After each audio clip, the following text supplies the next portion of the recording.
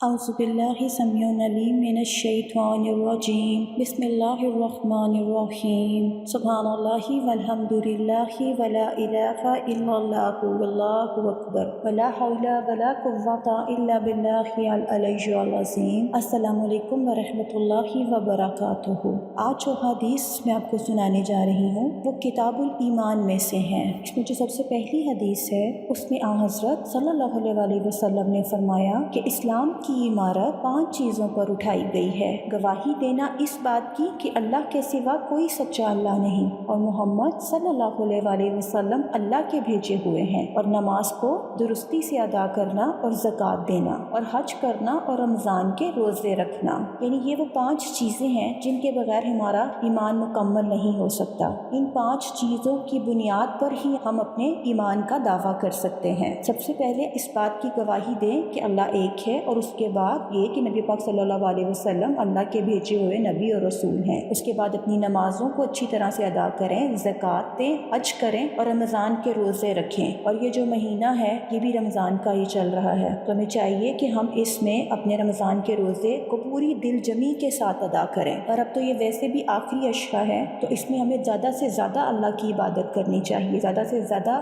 نماز کو درستگی سے ادا کرنا چاہیے اور زکوٰۃ اور صدقہ بھی ادا کرنا چاہیے۔ اس کے بعد جو اگلی حدیث ہے اس میں حضرت صلی اللہ علیہ وسلم نے فرمایا کہ ایمان کی 60 پر کئی شاخیں ہیں، اور حیا شرم بھی ایمان کی ایک شاخ ہے۔ یعنی حیا کا اور شرم کا ہمارے دین میں اس قدر مقام ہے کہ اس کو بھی ایمان کی ایک شاخ قرار دیا گیا ہے، اور ہم سب کو چاہیے کہ ہم رشتوں میں اور زندگی کے ہر معاملے میں ایک دوسرے کی حیا اور شرم کریں۔ اس کے بعد اگلی حدیث میں حضرت صلی اللہ علیہ وسلم نے فرمایا کہ مسلمان وہ ہے جس کی زبان اور ہاتھ سے مسلمان بچے رہیں، اور مہاجر وہ ہے جو ان کو چھوڑ دے جن سے اللہ نے منع کیا ہے۔ اسے اگلی حدیث میں اسی سے ملتی جلتی ہے کہ ابو موسیٰ اشعری رضی اللہ تعالیٰ عنہ نے نبی پاک صلی اللہ علیہ وسلم سے عرض کیا کہ یا رسول اللہ صلی اللہ علیہ وسلم کون سا مسلمان افضل ہے؟ تو آپ صلی اللہ علیہ وسلم نے فرمایا کہ جس کے ہاتھ اور زبان سے مسلمان بچے رہیں۔ یعنی ہمیں ایز اے مسلم دوسروں کو اپنی زبان سے اور اپنے ہاتھ دونوں سے کسی قسم کا نقصان نہیں پہنچانا چاہیے۔ زبان سے ہم کسی کی ریپوٹیشن خراب کر سکتے ہیں، یا کسی کے کریکٹر پر کوئی بات کر سکتے ہیں، یا کوئی اس طرح کا عمل جس سے کہ ہم کسی کو نقصان پہنچا رہے ہوں، چاہے وہ بیک بائٹنگ آپ کہہ لیں اس کو،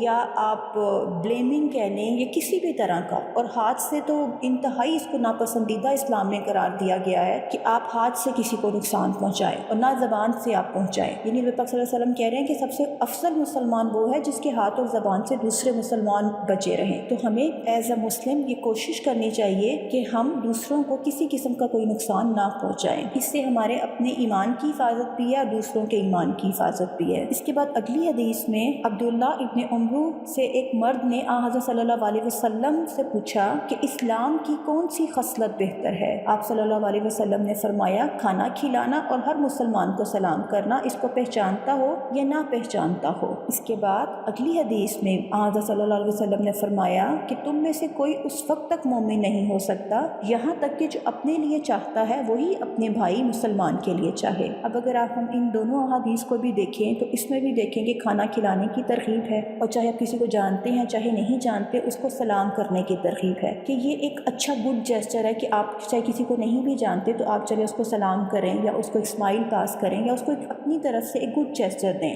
یہ آپ کی کریکٹر کو امپروو کرتا ہے جب آپ لوگوں کو گڈ جیسچرز دیتے ہیں۔ اور اس سے اگلی حدیث میں جب نبی پاک صلی اللہ علیہ وسلم یہ کہہ رہے ہیں کہ ہم اپنے لیے جو چیز پسند کرتے ہیں ہمیں اپنے بھائی کے لیے بھی وہی چیز پسند کرنی ہے، تو اس سے بھی آپ سوچیں کہ اگر ہم اس پہ عمل کرنا شروع کریں تو ہمارے معاشرے کے اندر جو بگاڑ ہے اس میں سے کافی حد تک وہ ختم ہو جائیں، کہ جو سرکمسٹانسز، جو ایٹیٹیوڈ، جو بیہیویئر یا جو چیز ہم اپنے لیے ناپسند کر رہے ہیں وہ ہمیں دوسروں کے لیے بھی ناپسند ہونی چاہیے۔ یہ نہیں کہ ہم اپنے لیے تو کوئی چیز ناپسند کریں اور وہی رویہ ہم دوسروں کے ساتھ اختیار کریں، یا جو چیز ہمیں خود پسند نہیں ہے وہ ہم اٹھا کے دوسرے کو دے دیں۔ چیریٹی بھی وہی ہونی چاہیے جو خوبصورت ضرورت ہو۔ اسی طرح سے ہم سب کو ایک دوسرے کے ساتھ مل کے رہنا چاہیے، حقوق و فرائض کا خیال رکھنا چاہیے اور ایک دوسرے کے ساتھ اچھا سلوک رکھنا چاہیے۔ اسلام بیسیکلی ہمیں یہی سکھاتا ہے کہ ہم دوسروں کے لیے سلامتی کا باعث ہوں اور ہم اپنے رویوں سے، اپنی زبانوں سے یا اپنے ایکٹ سے دوسروں کو کسی قسم کا نقصان نہ پہنچائیں، اور جہاں تک ہو حتی الامکان کوشش کریں کہ ہم